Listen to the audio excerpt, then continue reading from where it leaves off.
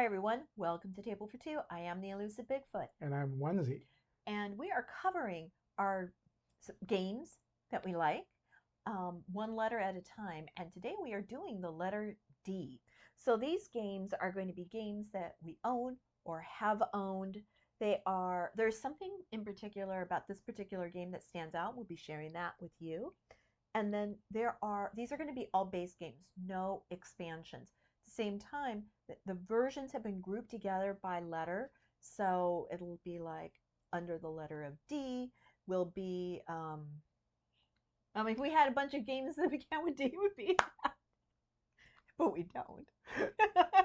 But if we have like all the horrified are going to be together, all the fluxes are going to be together, all the villainesses are going to be together, and you never know what's going to show up on a list. All right. I think that's about it. Do you want to get us started? Sure. I'm going to start us off with a party game Okay. that we bring quite often with us to parties. I bet I have it. It's called Dude. No, that's not one of mine. Dude. Dude is good. So the idea of Dude is you just have a bunch of cards that say the word dude on them. Mm-hmm. But the typeface and the punctuation and spelling is a little different on some of them. And so you pull a card off of your individual dude deck and you read the word dude at the same time everybody else is reading their word dude off of their card. And you try to figure out if you have the same card as someone else. So if it's a I don't know, a card with a lot of O's on it, you might say dude, or if it's in little tiny letters, you might say dude, whatever, dude. Yeah. So different people saying it different ways. And one of the fun things about this party game is if you're not playing the game, say you just walked into the party and people are playing dude, it's a bunch of people sitting around the table saying dude, dude, dude, dude, dude, dude, dude. And it can be pretty hilarious. That's a good one. So dude. Dude. Well, I also have a party game, but it is not Dude, even though I do love that game. I have Dixit. That's on my list too. Nice. So Dixit is a game where you have a bunch of cards and all the artwork on the cards is it's beautiful and just there's a little oddness to it, I guess you would say, when you really take a look at this card. So what you want to do is you want to give a description of your card, but you don't want to be too specific because everybody is going to be looking at their cards and like maybe the description was locked in a room. So everyone looks at their cards and they'll try to figure out a card that describes locked in the room, and everyone will put their choice from their own hand face down, and we shuffle everything up, including my original choice, and then I'll reveal it to all the players. Then the players vote secretly on which card they think was mine. Now, if I was so obvious that everybody figured out which is my card locked in a room, I don't get any points and they get the points. If at least one person guessed differently, then I also get points. So I want it to be a great clue, but I don't want it to be an obvious clue. And then if I can't get anybody to guess my card, people who have whether or not they've guessed my card, but people will put down their choices. If other people vote for their cards, those people will get points. So it's a race around a track to get the highest points. I think it tops at 30. Super fun. Yeah, and the one thing I'll say about this game is the artwork is fantastic. And at first it looks cute. This is cute artwork. But then the more times you play it and the closer you look at the cards, it's truly strange. Yeah. I feel like I'm looking at a Hieronymus Bosch painting or something like that. It's just like, why is that there? What is it? It's very strange. But yeah, you can delve deep into the psychology of people playing that game. It's a lot of fun. Makes you think. All right. So the next one up on my list is Dead of Winter. Oh, that's in mine too. Okay, imagine that. Have some of the same games. Dead of Winter is a zombie fighting game. There's a town. You go around the town with your characters, flipping cards, getting gear, saving survivors. They can join you to help defend your compounds. And there are missions to go on. You got to feed everybody. Don't feed them. Well, I mean, unless you need the character, but I mean, they're just eating your food. Okay, you have a chance to save a bunch of survivors and save humanity, or it can be a pain for you to save people. Yeah, I mean, save the food for you. You need the food. Right, so that's Dead of Winter. Yeah, that was actually, I think, one of the first games where it was like a crossroads. Like when it's your turn, somebody else will take a look at a card and a scenario. And depending on what happens during your turn, someone is going to read you that scenario and then you have to make a choice. Or maybe the choice was made the moment you went into a room or you shot your gun or you went into the snow. And so it's just you never know exactly how the game is going to play out.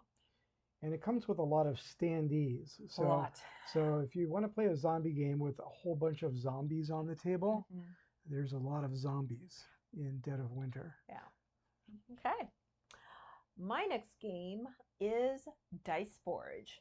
Dice Forge is a game where you are um, gaining resources in crystals as well as trying to buy better sides of your dice. So the sides on the dice cubes can pop off and you can replace it with another side that will get you more money, more crystals, different abilities. So love Dice Forge. Be honest with you, I didn't care too much for the cover when I first saw it and I still don't care too much for it, but the game is great. I like the game and the Yeah, components are nice. the game is good. And for those of you who like dice games, dice Mm-hmm. chucking, it's great. Mm-hmm. And what could be cooler than to change your dice Yeah. as the game goes on, which is what you get to do. I think I'll buy a face and put it on this die. I think buy Yeah. another face and put it on this other die. I like this one. It gets me 5 gold every time I roll it. I just have to be able to roll it. So we start out with dice that are exactly the same as each Mm-hmm. other, but as the game goes on, the dice change too. Oh, and that's one other thing that I like is there is some simultaneous action involved, meaning someone is going to be rolling the dice, and then everybody is going to be able to take a certain ability based on what was rolled too. So I do like that. Do you have many more on your list? I have 2 more. I got one more. Okay, so why don't I go next? Okay. All right, so one of them that I have left is Distilled. Distilled. It's Distilled. a new game for us. It's a newer game for us. It's been out for a little while, but I could understand now why people were just so hot to get this game. You each play a producer of a liquor, and they're from all over the world, and um, we have well, let's just say we have a lot of characters, and you are buying ingredients in order to distill special liquors. And you have to know how to make it. So if you didn't buy a cube that represents you know how to make that recipe and you make a recipe you don't know how to make, it's like, well, you can't literally distill it or sell it. So you get nothing. So, or you can age something, and every time you age it, a flavor card comes in there, and it can be something like citrus or floral or wet dog. You just never know what kind of flavors until the end when you sell it, it came with. And then based on how many cards you have in your liquor is how much money and points that you'll get. So it's an interesting game because when you first make your liquor, it feels like you're not really making any points, but it's kind of like it ramps up. Not quickly, but it will ramp up. And then once you start being able to make expensive liquors, things start to take off. Okay. Now I want some wet dog brandy. There you go. You could get it if you age it. The other thing I like about that game is that you put your cards together Mm-hmm. in the hopes of making the recipe you want, Mm-hmm. but you have to unknowingly, randomly Oh, yeah. discard 2 cards out of your pile. One from the top and one from the And then bottom. when you flip it over, you may or may not have, you may have made something else Yeah. other than the thing you were trying to make. I think that there's certain touches in this game, the distilled game, that are like really well thought out, very thematic. Because when you distill, they explain that you always take the top and the beginning and the end of liquor because it's not good for you. It's actually in some cases poisonous. So you take out the top and the bottom card, put it back in your pantry for another time. But now this set of cards is what you're actually playing off of. So really fun. All right, I think that brings us to our number ones. Is that No, I correct? have one more on my list. Oh, okay, go right ahead. One more on my list We are doing D's. So this is not a number one. Is that right? Correct. Got it. Right. It could be a number one. It's a very good game. Okay. It's hard to choose some of these. Yeah, it is true. Especially with such a small category as. Yeah. But you know if this is your number one, right? Right. So Dungeonology is the game I'm discussing. Dungeonology. And with Dungeonology, there's a big board, and you basically play scientists who are studying dungeons. And you send your research assistants into the dungeon, because of course you don't want to do that yourself. Oh gosh, no. You send them to be killed off and good luck. Gather information for you. And then you try to come up with a theory of what's in the dungeon. Yeah. And adventures happen. Sometimes you poke the beast and it goes wild and it starts to move. There are different ones, and they run around the dungeon causing some havoc. And sometimes you can sneak through and just get the information you need without causing any harm. But I think it's an Italian game. It's a foreign game of some kind. Italian or Spanish, I can't remember. Yeah, it's very good. Very good. Dungeonology is what it's called. Okay, so that brings us both to our number ones. Is that right? Okay, we already did mine.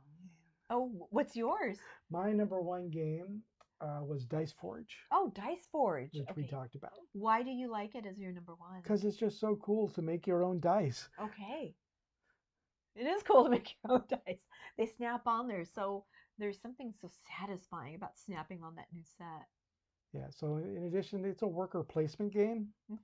And so you try to satisfy the conditions on a card in order to be able to do a thing. And if you can't, you can go to the marketplace and buy a face for your die, which will help you get the things you need to get the cards.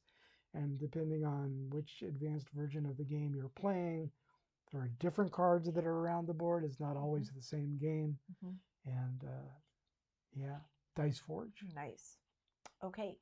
So my number one game is a game that I keep in my car because when we go out to the park to play, it's a great game for us to bring out. And it is Decorum. Decorum is a minimal communication that is a passive-aggressive co-op game where everyone has a set of instructions that they need to have their house be acceptable for you to live in. It could be the color of the rooms, where you place a lamp, how many pieces of furniture are there, and you're working with the other members. Because I might say in this house that we're all sharing, you know what, I don't like the color of that wall. I think it needs to be blue. So I may change the paint to blue. And then my partner might say, oh, that's terrible. I'm like, oh, that's clearly not great for his game, or it's okay. Which could mean, okay, it didn't matter that I changed it to that color, so I can leave it blue. So now I need to change the lamp maybe over here. And then that's when people would say, I love it. Good. Maybe we all needed that lamp to be blue. That's good. It is so much fun. I do find it plays much better at 2 than 4. It plays okay at 3, but I find 2 is the best number to play at. Yeah, it's a limited communication game. So when someone makes a choice about the house, the other people are only allowed to say, I like that, or I don't like that. Or you could be more dramatic about it. That's terrible. Yeah. You know, but, and then after you go through a certain number of rounds, you're able to communicate one thing in real useful language, like as a hint. I might say, okay, everything on the bottom must be blue or green. Yeah. And then, that's why you keep changing that. Yeah. So it's a little bit of trying to figure out what you need to have in the house, and without them communicating to you, figure out what other people need in the house. And there's always a way to satisfy the conditions. I think out of all the games we played, there was one scenario we just couldn't figure it out. But every other thing that we've played, we've always been able to finish it. And they have little parts as you go further and further, because it walks you through something easy into something harder, where you'll start to use animals, or you'll have gifts, little presents. So that is Decorum. Decorum. Okay. So, Deep. That was our... It me? Huh? Was it me? I thought you said. I don't know. But anyway, those were our favorite games that start with the letter D. So if you have something that you think we should try, if you have a favorite we didn't mention, please let us know. And until later, next time, I'm the Elusive Bigfoot. And I'm Onezie. Thanks so much. Bye-bye.